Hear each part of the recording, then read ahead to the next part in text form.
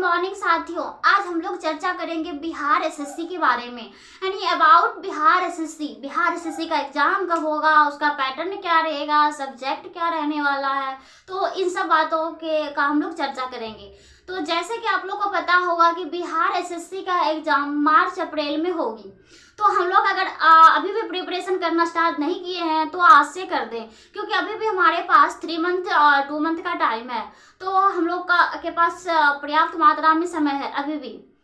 तो हम लोग देखेंगे फर्स्ट ऑफ ऑल कि सब्जेक्ट कौन सी रहने वाली हैं बिहार एसएससी में, उसकी सिलेबस क्या है। किसी भी चीज़ का प्रिपरेशन करने के लिए हमें सिलेबस जानना जरूरी होता है।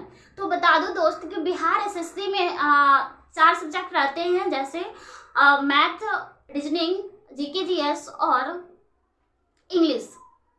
मैथ, रीजनिंग, जीके जीएस और इंग्लिश। तो दोस्त आज हम लोग देखेंगे जीके जीएस में। जीके जीएस में पहले हम लोग फिजिक्स को देखते हैं, क्योंकि जीके जीएस में हमारा आर्ट्स और साइंस दोनों पेपर आते हैं। तो आज हम लोग देखते हैं फिजिक्स, और बारी बारी से सारे सिलेबस को कवर करना है और हम लोगों को तैयारी जारी रखना है अभी भी। तो देखिए, हमारा जो पहला टॉपिक है फिजिक्स में वो है यूनिट एंड डायमेंशन। क्या है? यूनिट एंड डायमेंशन है। पहला चैप्टर है यूनिट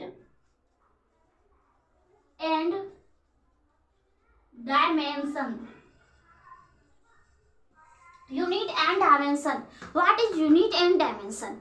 यूनिट एंड डायमेंशन इकाई और मात्रक। हमें किसी भी चीज को मापने के लिए यूनिट और डायमेंशन की जरूरी होती है। जैसे कि डिस्टेंस को मापने के लिए हमें इकाई मीटर की होगी, तो हम कहेंगे कि इसका यूनिट क्या है, तो हमारा इसका यूनिट जो होगा वो होगा मीटर। तो फिर हम देखते हैं अगला जो टॉपिक है इसमें फिजिकल क्वांटिटी, यानी भौतिक राशि। फिजिकल क्वांटिटी क्या है? What is physical quantity? तो भौतिक राशि क्या है? तो फिजिक्स के किसी भी टर्म को, यानी फिजिक्स के सभी टर्म को, किसी भी मतलब सभी टर्म को व्यक्त करने के लिए हमें जिस राशि की आवश्यकता होती है उसे हम कहते हैं फिजिकल क्वांटिटी। क्या कहते हैं दोस्त? Physical quantity. फिजिक्स के सभी टर्म को व्याख्या करने के लिए हमें जिस राशि की आवश्यकता पड़ती है उसे कहते हैं फिजिकल क्वांटिटी। ठीक है, तो हम लोग देखते हैं फिजिकल क्वांटिटी, भौतिक राशि। फिजिकल क्वांटिटी यानी भौतिक राशि। भौतिक राशि है ना। भौतिक राशि, इसको इंग्लिश में लिख लीजिएगा दोस्त, फिजिकल क्वांटिटी। क्या? Physical quantity. तो देखिए क्या है भौतिक राशि, यानी कि भौतिक विज्ञान के सभी टर्म को व्यक्त करने के लिए हमें जिस राशि का आवश्यकता पड़ती है उसे कहते हैं फिजिकल क्वांटिटी या भौतिक राशि। तो लिखिए दोस्त, फिजिक्स के सभी टर्म्स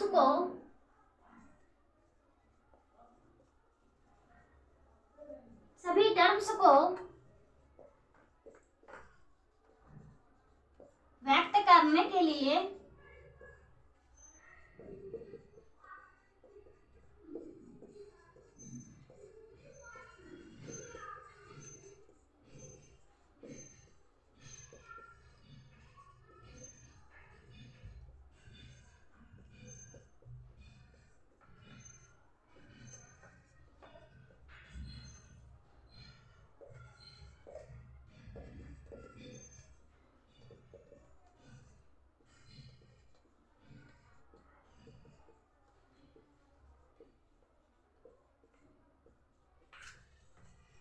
उसे क्या कहते हैं? फिजिकल क्वांटिटी कहते हैं। एक बार फिर से दोहरा ले दोस्त, हम लोगों को क्लास में ही याद हो जानी चाहिए फिजिकल क्वांटिटी क्या। What is physical quantity? Physics के सभी टर्म को या विभिन्न टर्म को, कुछ भी कह सकते हो, यानी सभी टर्म को व्यक्त करने के लिए या व्याख्या करने के लिए हमें जिस राशि की नीड होती है, आवश्यकता होती है, उसे हम कहते हैं फिजिकल क्वांटिटी। तो फिर देखते हैं टाइप्स और physical quantity. Types of physical quantity. कितने टाइप्स हैं फिजिकल क्वांटिटी के? How many types of physical quantity? तो 3 types of physical quantity. Physical quantity यानी भौतिक राशि के 3 प्रकार होते हैं। 3 टाइप्स ऑफ फिजिकल क्वांटिटी। तो पहला लिखिएगा मूल राशि। पहला लिखिएगा मूल राशि, जिसे हम लोग आधारी राशि या बेसिक क्वांटिटी भी कहते हैं। मूल राशि पहले लिखिएगा मूल राशि। दूसरा पूरक राशि, कंप्लीमेंट्री क्वांटिटी। दूसरा कंप्लीमेंट्री क्वांटिटी यानी पूरक राशि।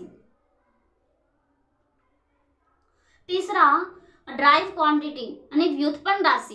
तीसरा कौन सा है? व्युत्पन्न राशि है। तो हम लोग बारी बारी से देखेंगे तीनों के बारे में। तो सबसे पहले हमारा क्या है? मूल राशि है। क्या है? मूल राशि हमारा पहला क्या है? मूल राशि, जिसे आधारी राशि भी कहते हैं। क्या? आधारी राशि यानी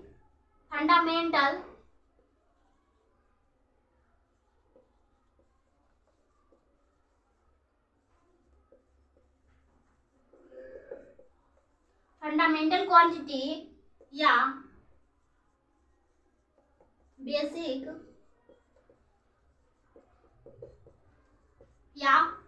क्वांटिटी, फंडामेंटल क्वांटिटी या बेसिक क्वांटिटी।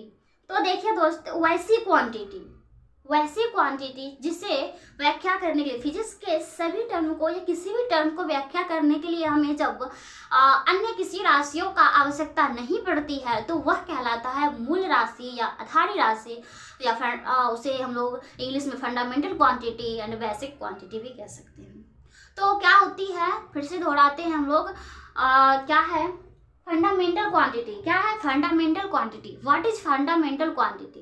तो फंडामेंटल क्वांटिटी वो होते हैं जिसमें फिजिक्स के किसी भी टर्म को व्याख्या करने के लिए हमें किसी अन्य राशि की आवश्यकता ना पड़े, वह कहलाते हैं फंडामेंटल क्वांटिटी।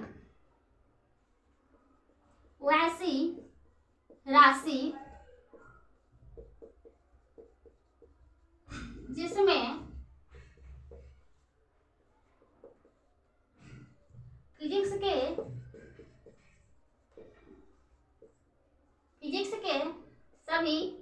के सभी टर्म्स को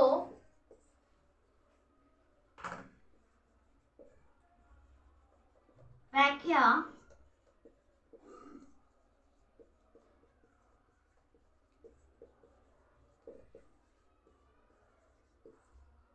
करने के लिए किसी अन्य राशि का नीड ना हो, यानी आवश्यकता नहीं हो, उसे मूल राशि कहते हैं। उसे क्या कहते हैं दोस्त? मूल राशि।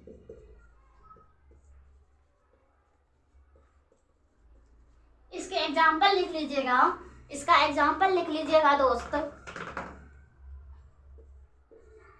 दूरी, एग्जाम्पल लिख लीजिएगा, जैसे दूरी विद्युत धारा। दूसरा लिखिएगा विद्युत धारा। तीसरा लिखिएगा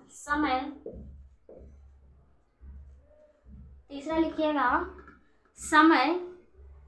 लिख लिए? और लिखिएगा ज्योति तीव्रता। तो इन सब चीजों को व्यक्त करने के लिए हमें किसी अन्य राशियों की आवश्यकता नहीं पड़ती है। जैसे दूरी को मापने के लिए हमें मीटर की आवश्यकता पड़ेगी, ओनली मीटर की ही। तो इसीलिए हमें जब जिस क्वांटिटी में हमें किसी अन्य राशि की आवश्यकता नहीं पड़े तो उसे कहते हैं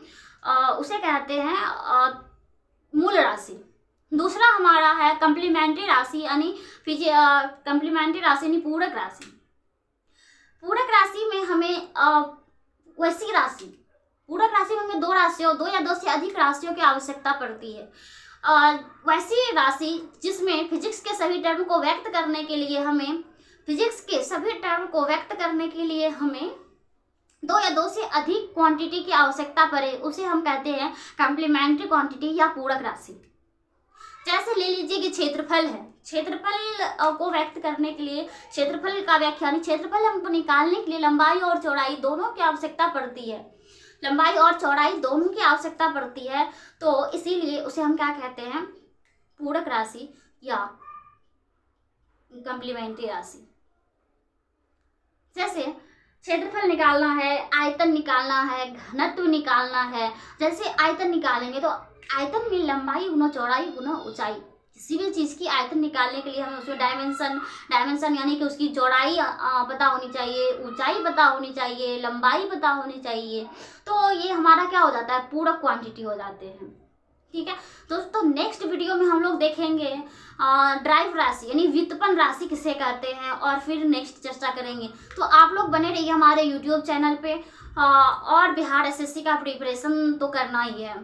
ठीक है, थैंक यू, बहुत बहुत धन्यवाद आप लोग का।